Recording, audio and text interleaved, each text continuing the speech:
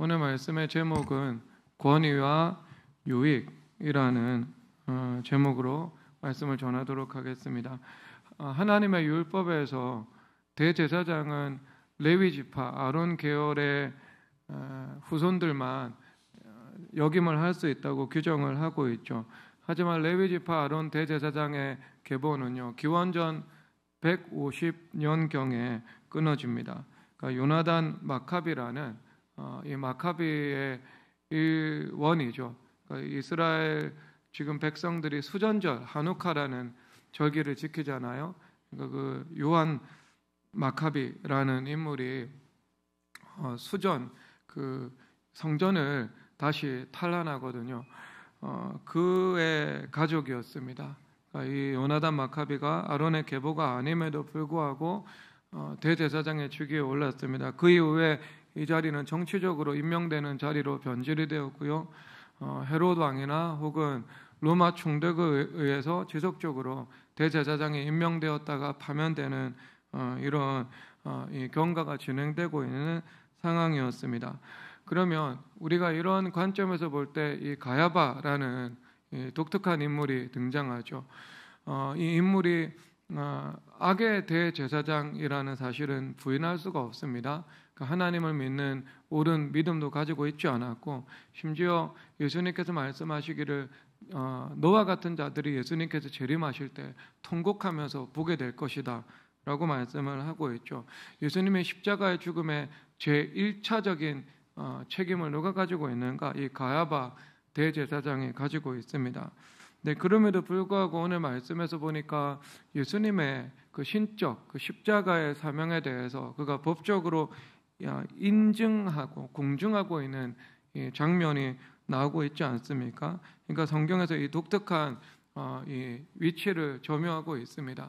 그러니까 우리가 이런 말씀의 관점에서 볼 때 권위가 된다는 것, 이것은 그 자체가 하나님의 축복이다라고 말할 수는 없습니다. 그래서 야고보서에서 말씀을 하기를 너희가 많이 선생이 되려고 하지 말라라고 말씀을 하고 있죠. 이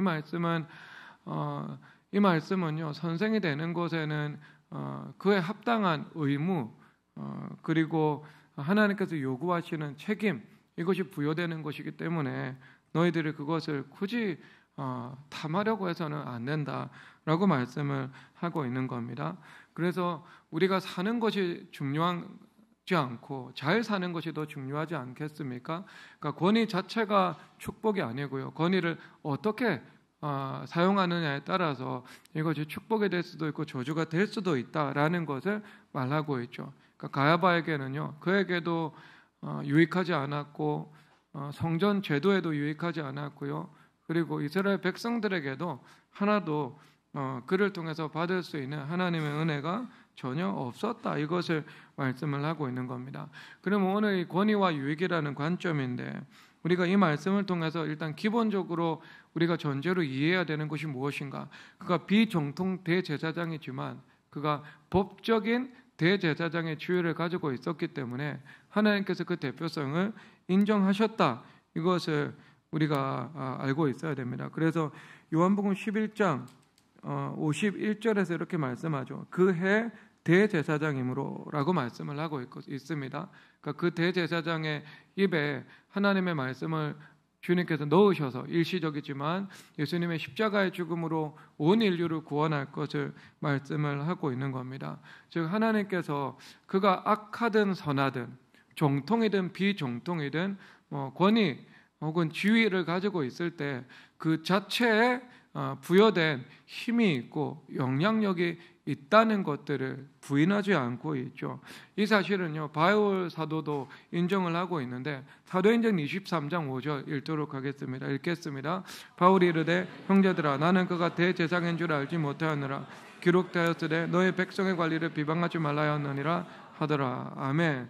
그러니까 이 대사도죠. 사도 바울 선생님의 영적이고 천국의 지위가 높겠습니까? 아니면 그때 당시 성전은 주님께서 폐허가 될 것이라고 말씀을 하셨죠. 버림받은 성전입니다. 왜? 예수님으로 성전이 완성되었기 때문에요. 더 이상 그 성전은 기능하지 못하는 성전이죠. 기능하지 못하는 성전에 기능하지 못하는 대제사장임에도 대제사장이죠. 그러면 그 대제사장의 지위보다 사도 바울 선생님의 영적인 지위, 그리고 하나님 나라에서 받을 수 있는 그 존경의 수준이 훨씬 더 높았죠. 그럼에도 불구하고요, 사도 바울 선생님께서 내 백성의 관리를 비방하지 말라라는 율법을 인용해서 하나님의 뜻을 전하고 있습니다. 그러니까 우리 눈에 부당해 보이고 악해 보이고 또 정통이 아닌 권위를 할지라도요, 그가 인준받았기 때문에 그의 부여된 권위를 인정할 필요가 있다, 이것을 말씀을 하고 있는 겁니다. 그러니까 이 말씀은요, 그 권위 자체에 권위가 있고 권위 자체에 영향력이 있다. 그가 어떤 상태인지 그 본질에 관한 규정하고는 그것은 무관한 것이다. 이것을 말씀을 하고 있는 겁니다. 자, 그러면 이것은 권위의 입장에서 한번 살펴볼 텐데요. 권위의 입장에서 이 법적 대표성을 가지고 있는 권위가 바로 서지 않을 때는요, 하나님께서 직접 판단하신다, 이것을 말씀을 하고 있는 거죠. 그러니까 우리가 돈이 주어지든 지위가 있든 뭐 권력이 있든 그 자체는요, 이 사회 속에서 하나의 힘을 발생을 시키거든요. 그런데 그것을 우리가 선용하든지 아니면 악용하는지 그 사용의 추이에 따라서 하나님께서 이것이 이 징계와 형벌의 통로로 삼을 수도 있고요, 도리어 그것이 하나님의 은혜와 축복의 근거가 될 수도 있다라고 말씀을 하고 있습니다. 그러니까 그 자체의 문제가 아니고요, 그 자체를 올바르게 사용하느냐의 문제로 하나님께서 설명을 하고 계신 거죠. 여러분, 요즘에 프랜차이즈 대표와 점주의 갈등, 혹은 뭐 원청업체와 하청업체 사이에 이 관계, 이런 것들이 이슈가 되는 경우들을 우리가 많이 보지 않습니까? 근데 이것은 단지 우리가 선과악의 이분법에서만 볼 수는 없습니다. 왜냐하면 뭐 이 악덕 그 프랜차이즈 기업도 있고요, 그리고 선한 점주도 있습니다. 근데 그에 반면에 제가 이 내부에서 일하는 사람들의 이야기를 들어보면 또 프랜차이즈 기업의 대표는 선의를 가지고 하는데 그 점주 중에 정말 이 회사의 지휘사항을 이행하지 않고 또 이 브랜드의 가치를 격화시킬 수 있는 그런 사람도 존재를 한다고 하더라고요. 그러니까 사물을 그냥 선악 이분법이 아니고요, 그 안에 세부적으로 들어가서 이게 어떻게 되고 있는지에 대해서 우리가 다각도에서 살펴볼 필요가 있는 거죠. 그러면 여러분, 이런 관계의 본질에서 권위가 되는 사람의 입장에서 어떻게 일을 처리해야 될지 그 성경에서 말씀을 하고 있거든요. 열왕기상 9장 11절에서 12절 다 함께 읽도록 하겠습니다. 갈릴리 땅의 성읍 20곳을 히람에게 주었으니 인 드로왕 히람이 솔로몬에게 그 온갖 소원대로 백향목과 전나무와 금을 제공하였습니다. 히람이 드로에서 와서 솔로몬이 자기에게 준 성읍들을 보고 눈에 들지 아니하여 하며 아멘. 여러분, 솔로몬하고 드로왕 히람은요, 상하에 그런 조공 관계를 유지하고 있다라고 볼 수도 있겠지만 사실상 이것은 상호 후회적인 무역의 관계를 맺고 있었던 것에 가깝습니다. 여러분, 무역이라는 것은요, 결코 제로섬 게임이 아닙니다. 무역은 각 국가가 가지고 있는 비교 우위가 있잖아요. 그러니까 인력을 투입하고 같은 자본을 투입했을 때 더 많이 생산할 수 있는 이 분야가 있습니다. 그래서 각 사람이 더 잘할 수 있는 것에 많이 생산을 하게 되는 겁니다. 그러니까 서로 이 등가물을 가지고 교환을 하게 되죠. 그러면 더 적은 비용으로 더 많은 생산물의 가치를 누릴 수 있게 되는 거죠. 그러니까 무역이라는 것은요, 경제학적 관점에서 제로섬 게임이 아니고요, 상호 후회적이고 유익이 되는 관계다. 이것을 말씀을 하고 있는 거죠. 뭐 북한과 한국 이렇게 우리가 비교해 보면 대표적으로 잘 알 수 있습니다. 그러니까 가나안 땅은 젖과 꿀이 흐르는 땅이죠. 30배, 60배, 100배 높은 토양의 생산성을 가지고 있는 땅입니다. 그러니까 곡식과 기름 같은 것이 풍성하겠죠. 더군다나 선대가 다윗 왕이었으니까 얼마나 생산성이 높아졌겠습니까? 그리고 두로왕 히람은요, 레바논 백향목 산지를 통제를 하고 있었거든요. 그들이 무역선을 띄워서 많은 이 중개무역을 통해서 부가가치가 형성되기도 하죠. 그런데 여러분, 일반적으로 중개무역을 통한 부가가치보다 자국에서 생산되는 그 제조, 생산을 통한 이 무역을 할 때 훨씬 더 그 부가가치가 클 수밖에 없습니다. 네. 그래서 여러분, 레바논 백향목과 그리고 그들이 가지고 있던 석공과 철공의 그런 원천 기술을 이스라엘의 반대급부로 제공을 하게 되는 것입니다. 그래서 이 관계는요, 이스라엘에게도 복이 되고 두루왕 히람에게도요 유익이 되는 관계였던 것을 알 수 있죠. 그래서 열왕기상 5장 9절에서 이렇게 말씀하시는데요, 읽도록 하겠습니다. 열왕기상 5장 9절. 내 종이 레바논에서 바다를 운반하겠고 내가 그것을 바다에게 뗏목으로 이었고 당신이 지정하는 곳으로 보내고 거기서 그것을 풀리니 당신은 받으시고 내 원을 이루어 나의 궁정을 위하여 음식물을 주소서 하고 말씀하고 있습니다. 여기서 핵심 어휘는 나의 원대로라는 말이죠. 이것이 일방적으로 힘의 강과 약에 의해 가지고요 끌려가는 관계가 아니었다는 것을 말하고 있는 거죠. 그러니까 두루왕 히람도 다윗을 사랑했고 다윗도 두루왕 히람을 존중했죠. 그래서 그가 원하는 대로 솔로몬이 초기에는 제공을 했다, 이것을 말씀을 하고 있는 것입니다.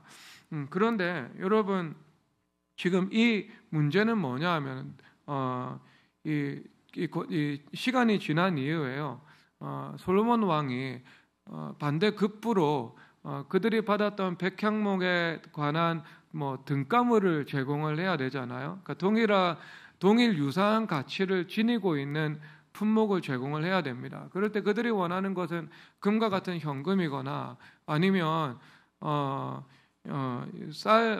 밀과 기름 같은 곡물을 원하고 있겠죠. 그런데 솔로몬이 현금이나 곡물을 제공하지 않고요, 무엇을 제공을 하는가? 성읍 20곳을 제공을 합니다. 근데 이것은 두루왕 히람에 가서 보니까요, 목축을 할 수도 없고 또 씨를 뿌릴 수도 없는 척박한 별 볼 일 없는 가치 없는 땅이었던 거죠. 그래서 가불이라고 이름을 지은 다음에요, 성경에서 말씀을 하고 있는데 이것이 그의 눈에 들지 아니하였다라고 말씀을 하고 있습니다. 근데 이 든다라는 단어가 무엇인가? 여러분, 지난주 오후 예배 때 야사르의 은혜라는 제목으로 말씀을 전했죠. 이 야사르라는 말은요 히브리어로 정직하다라는 말이거든요. 그러니까 눈에 들지 않는다, 이 말씀은요 두루왕 히람의 눈에 볼 때 그건 정직하지 않다, 공정하지 않다, 이것은 눈에 옳지 않다, 이것을 말씀을 하고 있는 겁니다. 그래서 이 말씀은요 이 두루왕 히람이 제공한 가치에 비해서 현저하게 솔로몬이 그 반대급부로 제공한 것이 형편이 없었다, 이것을 말씀을 하고 있는 거죠. 균형을 잃어버린 거죠. 그래서 이것은 여러분들이 파리 바게트 가가지고 4만 원을 주었는데 4만 원을 주면 초코 케이크를 줘야 되지 않아요? 그런데 소보로밥빵 하나를 탁 던져주면서 이것이 4만 원의 등가물이다, 받아가라 라고 말하는 것하고요 똑같은 사항이죠. 그럼 여러분, 이것을 통해서 뭐예요? 솔로몬과 히람의 관계에서 공의가 무너져 있죠. 이것은 솔로몬과 하나님과의 관계에서 이 균열이 나고 있다는 것을 말씀해 주고 있는 겁니다. 그러니까 계속해서 솔로몬 안에서요 영적인 측면에서, 그리고 사람과의 관계에서, 그리고 최종적으로는 우상숭배로 나아가죠. 하나님 앞에서 불의가 쌓여나가고 있는 것을 말씀을 하고 있는 겁니다. 그렇다면 여러분, 이 장면을 통해서 볼 때 솔로몬이 자신에게 주어진 힘을 지혜롭게 공의롭게 사용하고 있다, 없다? 사용하지 못하고 있다, 이것을 말씀을 하고 있었죠. 그러니까 아버지 다윗이 가지고 있었던 공의로운 통치의 모습이 그 아들 솔로몬 안에서 희석되고 있었다, 오염되고 있었다는 것을 말씀을 해주고 있는 겁니다. 그러면 여러분, 우리가 그런 주어진 힘과 권위를 잘 사용하기 위해서 어떻게 해야 되는가? 여러분, 미국 국방성 건물이 펜타곤이잖아요. 그러니까 오각형이죠. 오각형이거든요. 이 건축자의 의도가 과연 무엇일까? 라고 제가 유추를 하거든요. 근거는 없습니다. 근데 우리가 군사작전을 펼칠 때가 있죠. 네비시를 투입해야 될 것인가, 투입하지 말아야 될 것인가. 러시아 우크라이나 전쟁 가운데 어느 정도로 개입하고 개입해야 될 것인가. 이것을 어떻게 이 다각도에서 살펴봐야 한다라는 것들을 그 건물을 통해서 말하고자 하지 않았을까라고 저는 혼자서 생각을 합니다. 근거는 없습니다. 하지만 이것을 우리가 유비를 통해서 가지고 온다면 우리가 사물을 바라볼 때 혹은 그 힘에 대해서 생각을 할 때 마치 펜타곤처럼 다각도에서 이 사물을 살펴보는 지혜가 필요하다. 이것을 말씀을 하고 있겠죠. 여러분, 그렇다면 우리가 힘이 주어질 때 어떻게 해야 되는가? 힘은 악의 일어섬을 예방하고 일어난 악을 다스리는데 바로 권위가 필요하다. 이렇게 말씀을 하고 있습니다. 그러니까 여러분, 이 블레셋이 이스라엘 땅을 불법적으로 침범해 들어왔잖아요. 근데 사울 왕은 두려움 때문에 그 악과 싸우지 못하죠. 하지만 하나님 앞에 기름 부음 받은 차기 왕이었던 다윗이 골리앗과 싸워서 그를 물리치고 블레셋을 진멸해 나가지 않습니까? 그러니까 이것이 보여주고 있는 것이 무엇인가? 하나님께 기름 부음 받은 권위는 악이 일어섬을 예방할 뿐만 아니라 악이 일어섰을 때 권위를 활용해서 그 악을 일망타진해야 된다라는 것들을 말씀해주고 있는 거죠. 그것은 악의 그 힘의 정당한 활용이다, 이렇게 볼 수 있는 겁니다. 그리고 또 그런 점뿐만 아니라 굉장히 다양하게 살펴볼 수 있지만, 예를 들어서 우리에게 힘이 주어진다. 그러면 또 무엇을 해야 될까요? 우리가 회사의 대표가 되거나 아니면 조직을 운영하는 사람이 되었을 때 어떻게 해야 되는가? 힘과 권위를 분산해서 위임할 수 있는 하나님의 지혜 또한 필요하다. 이것을 말씀을 할 수 있겠죠. 그래서 여러분 사무엘하 20장 23, 4절 다 함께 읽도록 하겠습니다. 읽겠습니다. 시작. 요압은 이스라엘 온 군대의 지휘관이 되고 요아다의 아들 브나야는 그렛 사람과 블렛 사람의 지휘관이 되고 아도람은 감역관이 되고 아일롯의 아들 요사밧은 사관이 되고. 아멘. 그러니까 지금 두 가지 면이 있는데요. 자, 인재를 적소에 배치를 하고 있잖아요. 그렇죠. 그럼 우리가 중요한 일들, 특히 우리 조직의 재무와 관련된 일들은요, 어느 대표도 신뢰할 수 없는 사람에게 맡기지 않겠죠. 그 현재 우리 교회에서 기업을 경영하시는 분들이요, 많은 분들이 그 기업의 재무는요 아내한테 맡기시더라고요. 현재. 아내한테 맡기시더라고요. 크고 작은 기업을. 아마 이것은 여러 가지 경험적인 것들이 작용을 하고 있는 것 같아요. 신뢰할 수 있는 사람에게 맡겨야 되니까. 아직 신뢰가 담보되지 않는데 그 중요한 것은 맡길 수 없거든요. 그러니까 인재를 적세적소에 배치할 수 있는 힘과 능력, 이것은 필수적인 것이죠. 그리고 나서 여러분 여기서 봐요. 이게 다윗의 지혜인데요. 군대 장관 요압을 맡기고요. 그렛과 블렛 사람들은요, 용병이거든요. 블레셋 사람들입니다. 그리고 이들이 다윗의 친위대가 되거든요. 근데 이 친위대는요, 브나야에게 맡기고 있죠. 그러니까 이스라엘에서 가장 중요한 군사적인 권위를요, 한 사람에게 전체를 위임하지 않고 두 사람에게 나누어서 위임을 하고 있잖아요. 브나야와 요압, 이렇게 위임을 하고 있거든요. 그런데 여러분, 그렇게 위임을 해야 되는 하나님의 지혜의 이유가 무엇인가? 그것은요, 첫 번째가요, 인격의 문제입니다. 인격의 문제. 그러니까 한 사람에게요, 자신이 감당할 수 있는 그릇의 크기보다 더 큰 힘이 주어지게 되죠. 그러면 언제나 여러분, 그 힘이 타락의 근거가 되는 것을 우리는 역사를 통해서 그 인생들의 삶을 통해서 보게 되는 거죠. 그래서 여러분, 다윗은요, 공의로운 성품을 가지고 있었기 때문에 왕의 권위를 잘 활용을 했습니다. 그가 대제사장의 성소의 영역에 침범에 들어갔다, 그런 기사는 전혀 볼 수가 없었죠. 그런데 그에 반면에 군대 장관 요압은요, 이 월권 행위를 굉장히 많이 합니다. 그래서 다윗이 죽이지 말라고 명령했던 의로운 두 사람을 평화시에 불법적으로 죽이는 일들을 감행해 버리게 되는 거죠. 그러니까 그는 군대 장관의 힘을 남용했다라고 볼 수 있는 겁니다. 그러니까 그가 군대 장관이라는 직위를 감당할 만한 인격의 준비가 되지 않았다. 이것을 말씀을 해주고 있는 거죠. 그리고 또 두 번째는요, 어때요? 여러분, 한 사람의 유고 사태가 벌어질 때요, 그 기능 전체가 마비될 수 있는 거죠. 그렇죠. 그러니까 국가의 행정부가 있으면은요, 그 행정부의 권위를 적절하게 분산해서 이 센터를 두는 것은요, 지혜로운 일이거든요.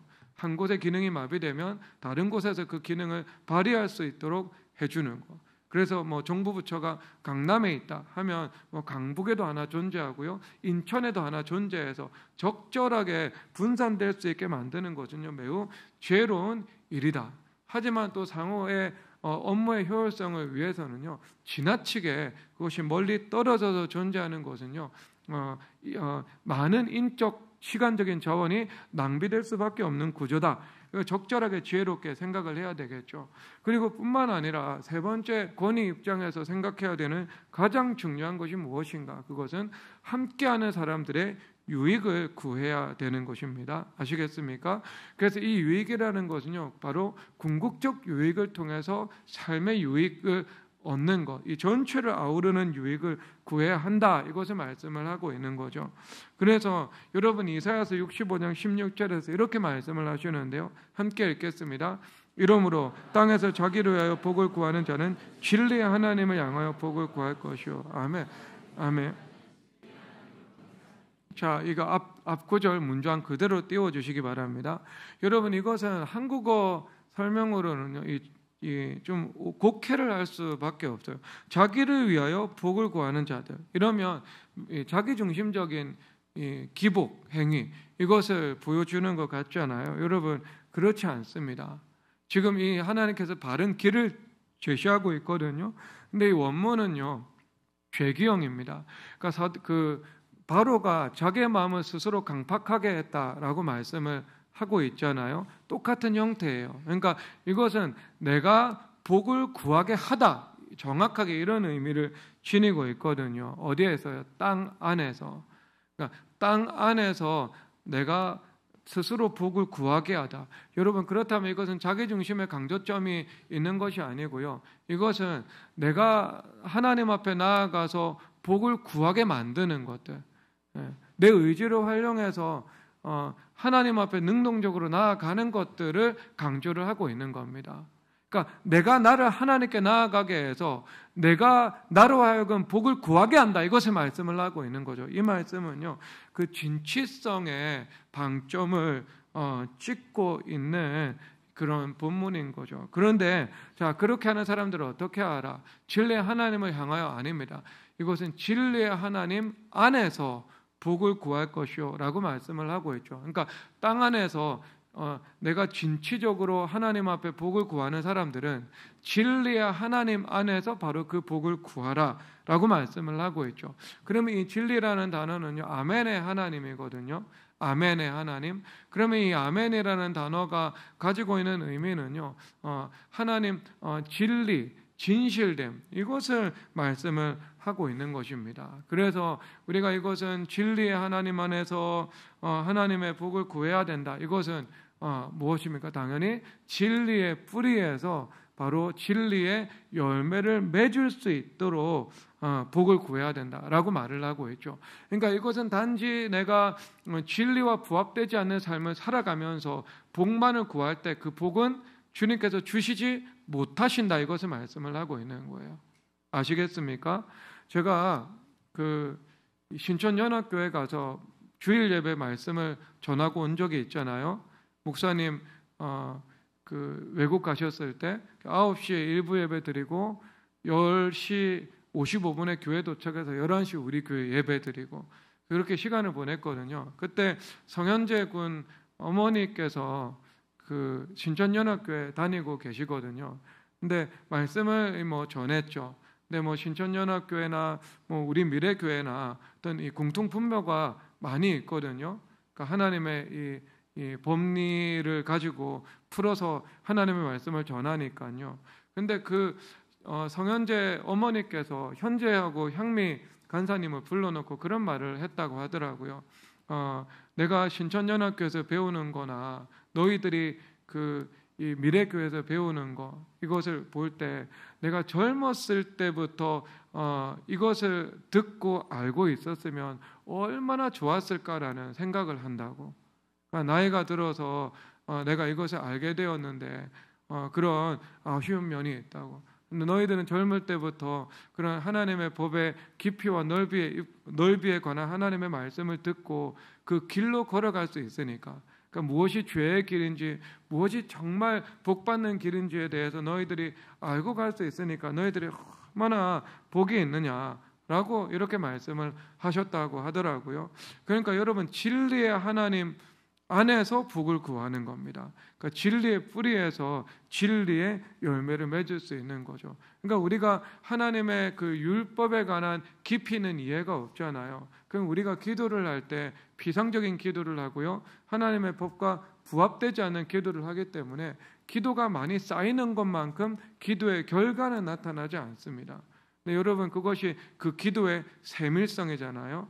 그래서 우리가 하나님의 법의 깊이와 넓이를 알아서 우리가 어떤 루트를 타고 가면서 하나님 앞에 기도하고 우리가 묶인 것을 풀어내야 할지 분명한 지식이 있을 때요, 그 지식과 결부된 기도가 큰 힘이 된다, 이것을 말씀을 하고 있는 겁니다. 그래서 이것이 무엇인가? 진리의 하나님 안에서 복을 구할 것이요 라고 말씀을 하고 있는 거죠.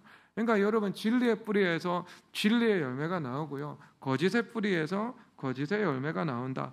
그러니까 우리가 내가 누군가에게 유익이 된다는 것이 무엇인가? 그것은요, 궁극적 유익을 통해서 삶의 진정한 유익을 얻도록 인도해 나가야 한다, 이것을 말씀을 하고 있는 겁니다. 여러분, 주일날 마라톤 대회에 나갑니다. 그러면 이것은요, 일시적인 유익이겠죠. 건강입니다. 하지만 여러분, 영혼의 관점에서는요, 불유익입니다. 지옥 가니까요, 예배 안 드리면은요. 그리고 건강의 관점에서 장기적으로 무릎 건강에는 치명적이죠. 그러니까 여러분, 이 좋은 일이라고 볼 수는 없겠죠. 그러니까 제일 좋은 것은요, 우리가 주일날 와서 주님 앞에 예배 드리고 안식의 법 안에 들어가고 그리고 나머지 모든 날들을 그 안식 속에서 살아갈 수 있게 되는 것, 이것이 진정한 그들의 유익이 되지 않겠습니까? 그런 길을 걸어가야 되는 거죠. 그래서 여러분, 플라톤이 국가론이라는 책에서요, 그 국가의 이데아, 즉 이상적 국가론에 대해서 논하고 있거든요. 그래서 이 권력욕을 가지는 것은 불의한 일이다라고 말을 하고 있습니다. 그러니까 우리가 권위, 지위에 대한 탐심, 이것을요 버려야 되는 거죠. 버려야 되는 거예요. 그런데 성경에서 두 가지가 다 나옵니다. 너희들, 예를 들어 감독의 직분을 사모하는 것은 선한 일을 사모하는 거다, 긍정적으로 표현을 하고 있죠. 그런데 많이 선생이 되지 말라라고 말씀을 하고 있죠. 그러니까 선생이 되는 곳에는 너희들이 책임이 따르는 일이기 때문에 너희들이 탐심을 가지지 말라. 여러분이 성경에 보는 관점이 어때요? 같은 사안에 대해서 펜타곤으로 보고 있죠. 그렇죠. 단지 선악 이분법이 아니고 어떻게 봐야 하는지에 대해서 그 양면에 대해서 말씀을 해주고 있거든요. 여러분, 이것이 하나님의 법이죠. 그러면 여러분, 이것도 어떻게 이야기를 하고 있는가? 예를 들어 선한 사람들이 권력을 탐하지 않지만 그 지위를 획득하고 그 지위를 가지고 자신이 힘이든 무엇이든 운영해 나가는 것이, 그것이 국가의 유익이 될 때만 받아들인다, 이렇게 말을 하고 있는 겁니다. 그러니까 국가의 유익이 되지 않으면 그 지위를 받아들이지 않고, 선한 사람이라면 내가 그 직위를 내가 감당을 하는 것이 그 조직과 국가의 유익이 된다고 하면 내가 그것을 받아들인다라고 말을 하고 있는 거죠. 그리고 나서 또 그 반대편의 이야기를 제시하는데, 만약 선한 사람들이 그 지위를 차지하지 않고 내버려 둔다면 결국 악한 사람이 그 지위를 차지하게 될 텐데, 그 악한 통치자의 지배 아래에서 고통을 당하는 것으로 또 대가를 치르게 된다, 이렇게 말씀을 하고 있는 거죠. 자, 여러분, 그렇다면 여러분, 이것이 이끌어드리는 메시지가 있죠. 이사야서 43장 20절 다 함께 읽도록 하겠습니다. 읽겠습니다. 시작. 장차 이사야 43장 20절입니다. 장차 들짐승 곧 승냥이와 타조도 나를 존경할 것은 내가 강야의 물을 사망의 강들을 내어 내 백성 내가 택한 자에게 마시게 할 것입니다. 아멘. 여러분, 이 비유죠. 승냥이와 타조도 나를 존경할 것은 이라고 말씀을 하고 있죠. 지금 메시아 대신 예수님께서 통치하실 때 어떻게 된다고요? 승냥이와 타조도 기뻐하고 즐거워한다 라고 말씀을 하고 있는 겁니다. 그러니까 그들이 인격은 없고 본능만 있는데요, 본능만 있는 그런 존재들도 기뻐하고 즐거워한다. 그러니까 예수 그리스도께 통치를 받는 일들은요, 통치를 받는 우리 사람들에게도 유익한 일이고, 그리고 만물도 즐거워하는 일이고, 심지어 승냥이와 타조도 예수님을 인격이 없는 존재도 존경할 정도로 이것은 행복한 일이다라고 말씀을 하고 있네요. 여러분, 이게 예수님의 통치의 본질입니다. 예수님께서 우리에게 자기 부인 요구하시잖아요. 그렇죠. 십자가를 지고 예수님을 따라가라. 그러니까 십자가와 연합, 그 죽음을 말씀을 하고 계시거든요. 그러니까 우리가 자기 부인 없이 예수님을 따를 수는 없습니다. 자기 부인도 있고 희생도 있고 연단도 있습니다. 이삭 바치라고 말씀하시는 그 받침도 있어요. 그런데 여러분, 예수님께서 왜 우리 가운데 자기 부인을 요구하시죠? 이 말씀의 관점에 의하면요, 승냥이와 타조도 예수님의 통치를 즐거워하고 기뻐한다고 말씀을 하고 있잖아요. 그러니까 궁극적으로 우리 이 자아와 욕심과 죄성을 가지고 있는 사람들이 그리스도 안에 있는 새로운 피조물이 되어서 우리 안에 있는 하나님 앞에서 내려놓지 못하는 것들을 내려놓을 때 하나님께서 우리 삶에요, 궁극적 유익을 통한 삶의 유익을 허락해 주신다. 우리가 예수님을 정말 기뻐하고 즐거워하고 그분의 통치를 존경할 정도로 하나님께서 우리 삶의 행복과 유익을 허락해 주심을 말씀을 하고 있는 겁니다. 하나님의 의도를 알아야 되죠. 하나님께서 자기를 부인하라고 말씀을 하시는 것은요, 그것을 통해서 더 좋은 것을 주시기 위해서 하나님께서 우리에게 자기 부인을 요구하시는 것입니다.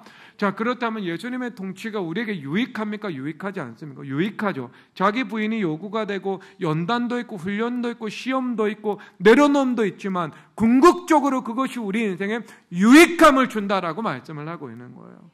그렇죠. 마라톤 좋아하는 사람은요, 마라톤 주일날 하는 거 내려놓고 예배 와야 되잖아요. 우리 교회에서 축구를 좋아하는 한 형제가 있었는데 25살에 예수님을 믿고 처음 교회에 왔거든요. 근데 가장 큰 내려놓음이 주일날 조기 축구에 내려놓음이었다고 그러더라고요. 그런데 예수님 섬기기 위해서 조기 축구에 내려놨죠. 그리고 한 몇 년 전부터 다시 주님께서 조기 축구를 주셔서 열심히 하고 있거든요. 그러니까 뭐 이렇게 해야 될 게 있는 거죠. 왜? 유익을 위해서. 그런데 그 조기 축구회 때문에요, 내려놓지 못하고 예배 드리지 않고 조기 축구회 하고 그런 삶을 20년 동안 살아왔다고 한번 생각해 보십시오. 그러면 여러분, 인생에 정수지가 없어요. 인생에 지온이가 없어. 인생에 그 회사 문제 루아크 인테리어 수주에 수주가 이어져서 지금 이 얼굴 보기가 힘들어. 얼굴 보기가 수주 포도나무에 무화과나무에 사과나무가 끊임없이 맺어져 가지고요, 이게 얼굴 보기가 힘들 정도거든요. 지금 그 하나님께서 유익을 주시죠. 그렇죠. 저기 축구 내려놓을 만합니까? 안 내려놓을 만합니까? 인생 최고의 선택이 뭐예요? 축구라고요? 인생 최고의 선택은 예수님. 인생 최고의 선택은 교회. 그 다음 정수지죠. 마태복음 6장 33절입니다. 읽겠습니다. 시작. 그런즉 너희는 먼저 그의 나라와 그의 의를 구하라. 그리하면 이 모든 것은 너에게 더하시리라. 아멘. 그래서 우리가 유익이 되어야 한다면, 자, 하나님 나라와 의를 먼저 구하라. 그러면 우리의 존재 혹은 우리의 활동 혹은 우리가 돈이나 지위나 어떤 권위를 영향력의 통로를 획득하게 되는 것, 이것이 하나님 나라와 의의 유익이 되어야 하지 않겠습니까? 그렇죠. 유익이 될 때. 그리고 여러분 에베소서 4장 12절을 읽도록 하겠습니다. 읽겠습니다. 이는 성도를 온전하게 하여 봉사일을 하게 하며 그리스도의 몸을 세우려 하십니다. 아멘. 봉사일을 해서 그리스도의 몸을 세운다. 이것은 뭐예요? 역시 내가 하나님 앞에 봉사의 직무를 맡았을 때 이것이 교회의 유익이 되는 거, 이것을 말씀을 하고 있는 것이지 않겠습니까? 유익이 되는 거. 그렇죠. 예수님의 통치가 모든 사람에게 유익이 되는 것처럼 우리가 예수님의 통치를 받아 그 통치를 흘려보내는 예수님 안에 있는 권위자가 되었을 때 그것이 하나님 나라와 의회도 유익하고 교회에도 유익해야 한다. 이것을 말씀을 하는 겁니다. 여러분들의 존재 자체가 하나님 나라와 교회에 유익하게 되기를 주님의 이름으로 축복합니다. 그리고 그렇게 되어 나아가는 거죠. 그러지 않겠습니까? 그래서 잠언 11장 25절 다 함께 읽도록 하겠습니다. 시작. 구제를 좋아하는 자는 풍족하여질 것이요 남이 윤택하게 하는 자는 자기도 윤택하여지리라. 아멘. 그러니까 여러분 유익해요. 예를 들어 목회자 제자들을 하면서 한 담임 목사가 다른 담임 목회자를 세운다라고 했을 때 이것은 시간과 물질을 사용해야 되는 일이거든요. 그러면 또 십자가도 있습니다. 그 일을 감당해 나감에 있어서 모든 사람들이 이 경과 없이 바로 제자가 되는 경우도 있지만 또 그런 경과를 통과하는 경우도 있잖아요. 그러니까 십자가가 되기도 하는 거죠. 십자가. 저도 이 십자가가 되어 봤던 적이 있고요. 그리고 저도 이 목회자들을 훈련하면서 그 목회자 십자가를 감당해 본 적도 여러 차례 됩니다. 자, 그러면 여러분 이게 나중에는요, 시간이 지난 이후에는요, 제자 목회자가요, 스승 목회자에게 오히려 유익이 됩니다. 나중에 시간이 지난 이후에는요. 그렇습니다. 정말 그렇게 된다니까요. 그래서 여러분 오늘 이 말씀에서 보면 내가 유익이 되는 존재잖아요. 구제를 좋아하는 자는 풍족하여질 것이 윤택하는 자는 자기도 윤택하게 되리라.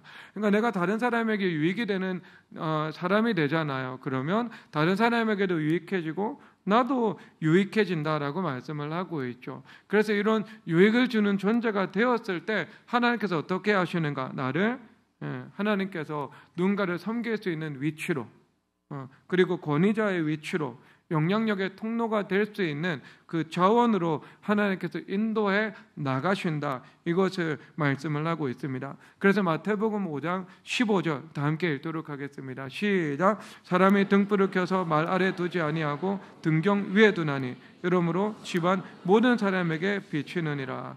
아멘. 그래서 그럴 때 하나님께서 우리를 말 아래 두지 않고 등경 위에 두신다. 우리 주님께서 말씀을 하고 계시죠. 그래서 우리가 그리스도 안에 있는 새로운 피조물이 되는 것이 가장 먼저고요. 그리스도 안에 있는 새로운 피조물이 된다는 것은 하나님의 형상을 입게 되는 거죠. 그러니까 하나님의 속성과 하나님의 성품과 하나님의 죄가 내가 하나님의 형상이니까요. 이것이 어때요? 내 사명과 은사를 따라서 찬란한 빛처럼 드러나게 된다. 이것을 말씀을 하는 것이지 않겠습니까? 그렇게 되겠죠. 그러면 하나님께서는 그 빛이 된 나의 존재를 어때요? 빛이니까 등경 아래에 두지 않고 등경 위에 둘 수 있도록 주님께서 우리를 두시는 것입니다. 그래서 우리 인생이 뻗어나가게 하시고 우리 인생이 무성한 가지처럼 담장복을 뻗어나가 열매를 맺게 하시고요. 우리에게 권위도 주님께서 허락해 주셔서 하나님을 섬기고 그리고 하나님의 사람들을 섬기고 다양한 사람들을 섬길 수 있도록 하나님께서 은혜를 베풀어 주심을 말씀하고 있습니다. 옆 사람에 인사하겠습니다. 당신은 유익이 되는 사람입니다. 다 함께 일어나서 다시 한번 찬양하도록 하겠습니다.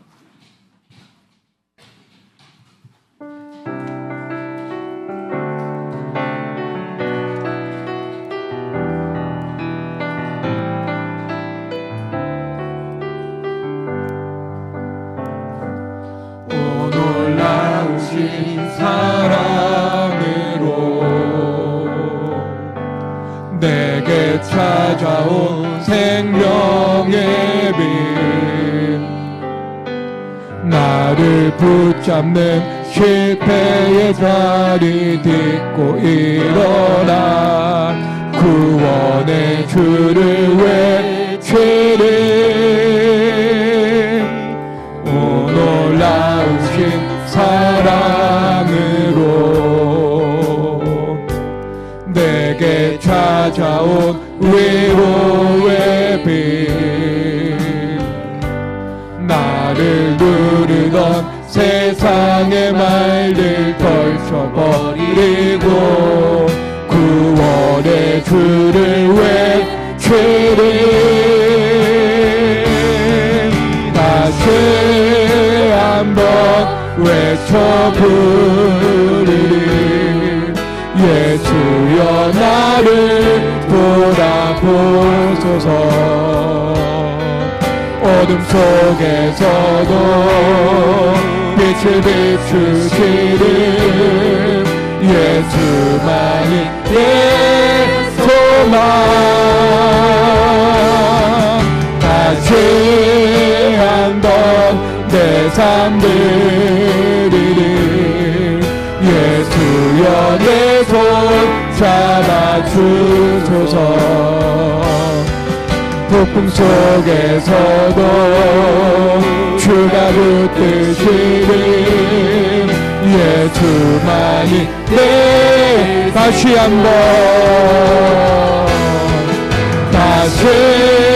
한번 외쳐 부르리. 예수여 나를 돌아보소서. 어둠 속에서도 빛을 비추시는 예수만이 내 소망. 다시 한번 내 삶 드리리. 예수여 내 손 잡아주소서.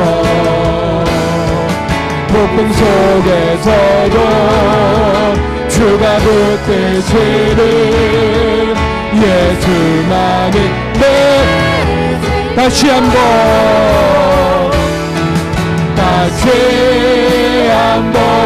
외쳐 부르리. 예수여 나를 돌아보소서. 어둠 속에서도 빛을 비추시는 예수만이 내 소망.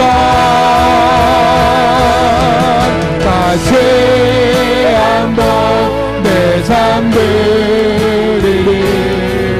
예수여 내 손 잡아주소서. 폭풍 속에서도 주가 붙드시는 예수만이 내 생명.